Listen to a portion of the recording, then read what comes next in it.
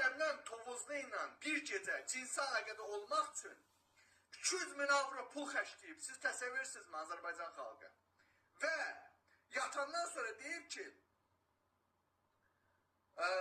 demək, yatıb cinsi əlaqə qutardıqdan sonra deyib ki, 200 min avronu heyf, eşeğe verip bunu qayırsan deyir, bundan faydalı olardı. Siz təsəvvür edirsiniz ki, yani 200 min avro bunlar üçün heç nədir Azərbaycan xalqı. Halbuki bugün Azərbaycanda 58'den çok qazi intihar edib.